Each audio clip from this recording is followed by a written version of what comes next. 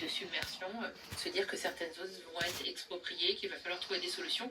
D'abord en faveur des populations, en trouvant des solutions de relogement, mais on ne peut pas de toute façon laisser les gens sous le risque important.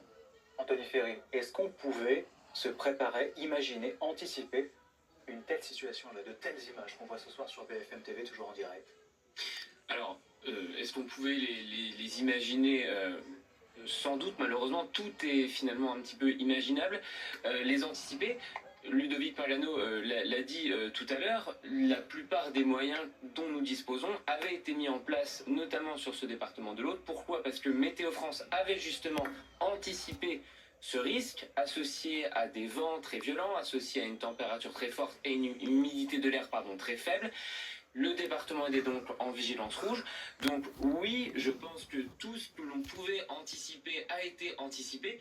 Malheureusement, après, il y a toujours une part d'incertitude. Ce feu s'est déclenché dans cet endroit qui peut être malheureusement inaccessible, avec des massifs qui sont extrêmement secs.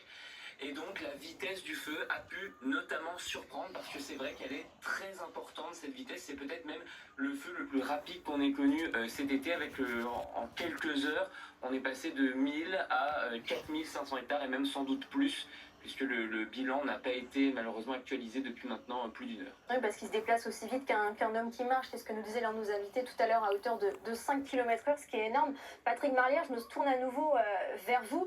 L'Aude, c'est le département qui a été le plus touché par les incendies depuis le début du mois de juillet. Comment ça se fait?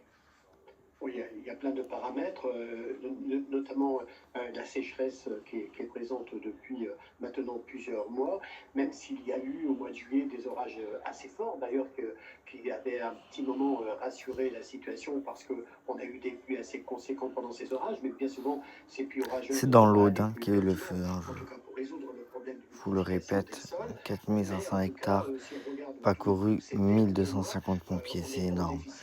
C'est le plus gros feu qu'il y a jamais eu. Le plus gros feu de l'été de 2025, qui a débuté, je crois, vers 15 heures. Donc ça fait plus de 4 heures, 5 heures.